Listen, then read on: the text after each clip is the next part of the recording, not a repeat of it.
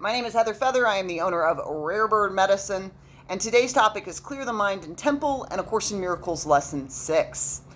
Having my cup of joe, I've already had my celery juice. Got my beautiful Moab mug from my Moab vacation this past year. It's one of the graces I got to experience down here at our school last year. So I've been doing a cleanse. Technically, January 1st, I did chili lemongrass vermicelli tofu for lunch and dinner because I had all those ingredients in my fridge and I don't like to waste food. So I ate that for lunch and dinner, and then I started the khichdi January 2nd. January 2nd, I weighed myself. I was 145. Today, I'm 138.9 pounds. One of the benefits of doing this cleanse is not only am I losing the holiday weight that I gained from giving myself the freedom to enjoy the holidays and eat whatever I want, but more importantly, actually I would say most importantly to me, I'm doing an emotional and mental cleanse. Anytime we do a detox, a fast, a cleanse, what happens is we don't just cleanse on a physical level, we cleanse on a mental and emotional level. Yesterday I woke up super angry, right? And I've been doing the medical medium's liver cleanse. Liver holds anger. And so I've been doing lemon water, 8 ounces, and 16 ounces of celery juice every morning to detoxify my liver. Also, I'm only having my body process khichdi and coffee and tea. Coffee and tea as well. But so I woke up super angry yesterday. And then when I got home from work yesterday, I was super sad. I've had a very, very, very, very difficult 2022.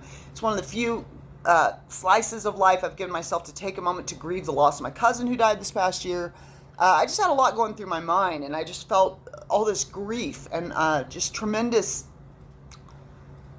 just a lot of darkness and pain yesterday at the challenges of this past year as somebody who's very loving, very tender, very like a little doe-eyed deer in a lot of ways. I get a lot of fleet gazelle, doe-eyed deer medicine. I don't know. I've got that raptor energy too, for sure, because Snowy Owl was in my first journey. But I'm a sensitive little soul, and I've had a lot of, aside from driving over a dead deer, getting my laptop stolen, having my phone broken twice, it's been a nonstop journey in 2022 of getting knocked down to my knees, standing up, dusting them off, and getting knocked down again. And I've spent the entire year just, let me remember I want to be universal mother loving energy. So I have to just keep reactivating it because it is disheartening when you continuously get knocked down. And honestly, I want to receive whatever divinity would have me learn, but it's been a really difficult year. Perhaps you relate. Perhaps 2022. Perhaps, I don't know, maybe that was a difficult year for you too. And so I'm ready as an activator and a creator of my reality to step into an amazing 2023. One of the ways that I keep my life simplified for me is I work every year throughout the year to minimize the number of objects I own. I work to consume less because everything that we consume is a resource. Most of it will come from Pachamama, Sacred Gaia, our mother's belly, Mother Earth, that gives us a place to stand in space and gives us food with true nutrients and medicine for me because I take a lot of Ayurvedic herbal medicine. Thank you, Pachamama. Thank you, Mother Gaia. What a beautiful, Mother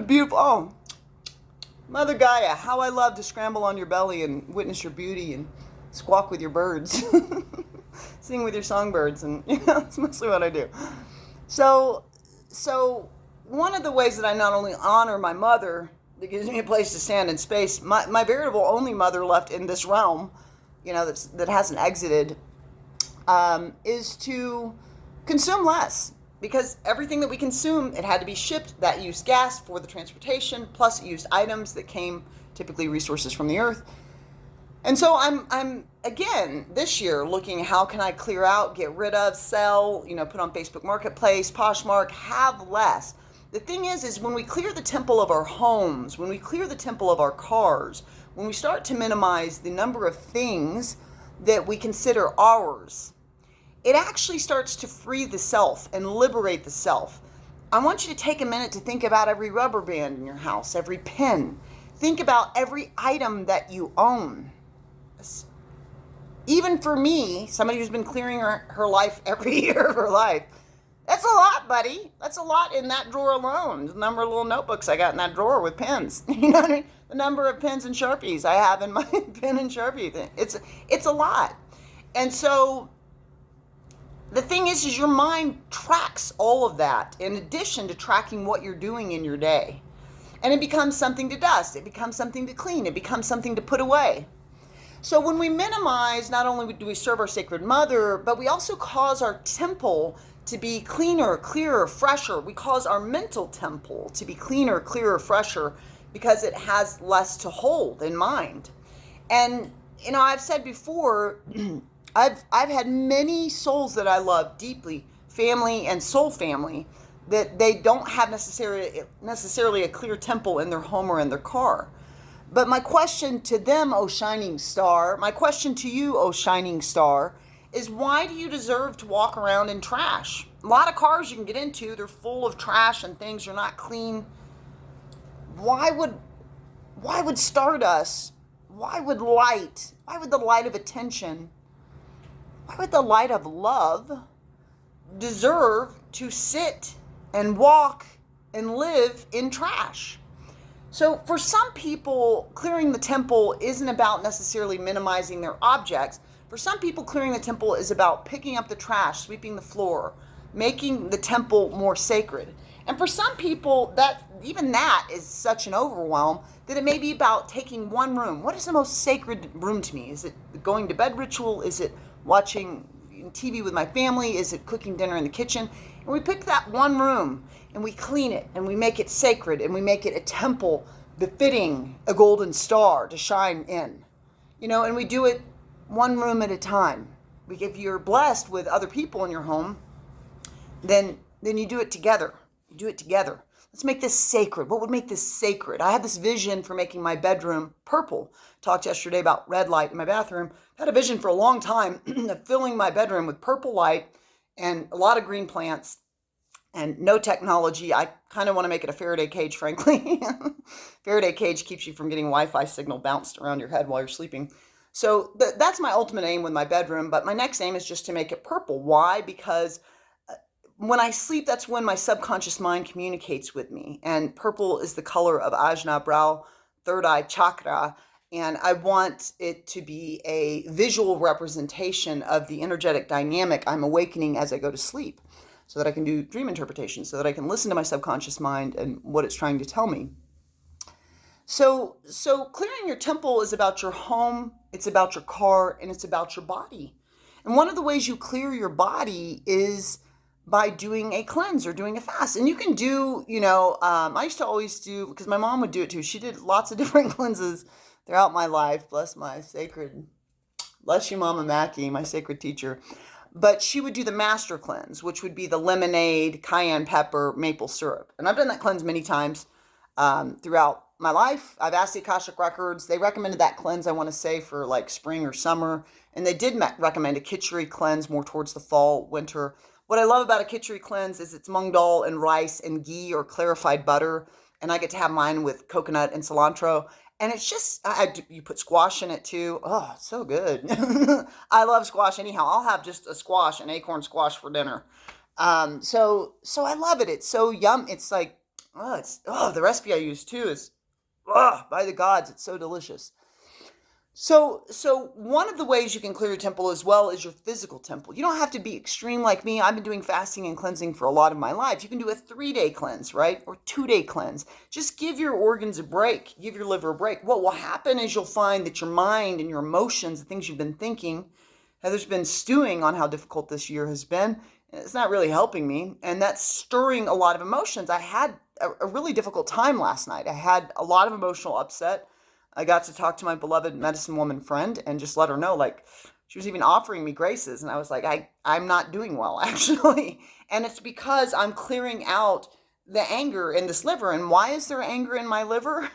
Anger is usually the tip of the iceberg of sadness. And Heather has a tremendous amount of sadness, not just from grief of loss of people, but from grief at how other two-leggeds choose to engage. I know you're the light of love. Why are you acting like that? I know you're the light of truth. Why are you acting like a lie? Let's think about this for a second.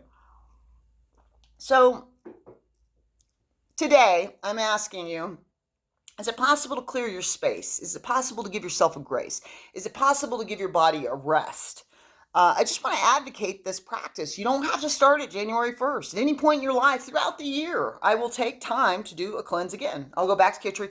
extremely cost effective to get mung dal, rice, some squash. It's a very inexpensive recipe. Literally, my grocery bill is borderline nil. What is it, like 20, $40 for 2 weeks worth of food? It's so nominal. And so that's how it helps your budget too. But also in clearing the mind, being attentive to what your mind is doing. So I've talked about subconscious reprogramming. I'm not going to get into that here because we're going to do the lesson, but you can watch some of my other videos, subscribe to Rare Bird Medicine, like, comment there, and you'll find in there several times throughout the past year I've talked about subconscious reprogramming. But you can literally clear your mind by clearing these thoughts that don't work for you. It doesn't work for Heather to stew in like, oh, this has been a really hard year. Because it has, and that's true, but I don't need to stew in that type of glue sticky thought. So clearing your mind in that way and being kinder to yourself, making sure there's space and room in your mind for it to be silent. Silence is sacred. So giving yourself some room to just, shut your eyes and try not having a thought for just a moment. Clearing it, right? Clearing it out. Today is lesson 6 in A Course in Miracles. I am upset because I see something that is not there. The exercises for this idea are very similar to the preceding ones. Again, it is necessary to name both the form of upset, anger, fear, worry, depression, and so on, and the perceived source very specifically for any application of the idea. For example, I am angry at blank because I see something that is not there. I am worried about blank because I see something that is not there. Today's idea is useful for application to anything that seems to upset you and can profitably be used throughout the day for that purpose. However, the 3 or 4 practice periods which are required should be preceded by a minute or so of mind searching, as before, and the application of the idea to each upsetting thought uncovered in the search. Again, if you resist applying the idea to some upsetting thoughts more than to others, remind yourself of the 2 cautions stated in the previous lesson. There are no small upsets. They are all equally disturbing to my peace of mind, and I cannot keep this form of upset and let the others go. For the purposes of these exercises, then, I will regard them all as the same. Tomorrow will be my final video on A Course in Miracles lessons for those that have wanted to join in. Thank you for joining in with me. Again, you can start A Course in Miracles anytime. There are 365 lessons. 1 for each day of the year, but you can start at any time. A lot of people start at January 1st. That's not required. You just do lesson 1 on the first day, lesson 2 on the second day, lesson 3 on the next day. It is an ego deconstruction and reconstruction system. Ego is important. It's how we get self-esteem. It's not the enemy. However, its value system has often been mired in a lot of like, don't like, or in a lot of judgments. We can discern that fire is hot and decide not to stick our hand in it because we understand that it can burn us through our discernment. So there's a distinction between discernment and judgment. We can also judge fire as bad because it's burned our hand, right? So one of the things A Course in Miracles is doing is removing our blocks to the awareness of love's presence. And it's doing that by disassembling our judgment system and replacing it with a healthy discernment system that will work. That the foundation, though, of that system is love. So I love A Course in Miracles. And it does help me to be miracle-minded, and it does help me to expand my love of self and my love of the world, which is what the Akashic Records said I would get from it. The Course in Miracles book does have a glossary, so there are words in here that are, if you are like me, magic-minded, I'm opening a magical quantum college in this lifetime. And it's going to start probably online, but then eventually we'll have a brick and mortar. So if you tend to be magically minded, A Course in Miracles defines magic very distinctly. So it might help to look up the glossary of terms for A Course in Miracles for magic mindedness. Give me one moment. So this is that glossary. I just wanted to give you an example. Magic, as defined by A Course in Miracles, is the attempt to solve a problem where it is not. Trying to solve a problem in the mind through physical or mindless measures. The ego's strategy to keep the real problem, the belief in separation from God's answer. So it's the belief in separation is how they define magic, not magic like Magical College that hopefully some of you will be a part of in the future. I thank you for joining me, and we will do a final video on this tomorrow. Amun.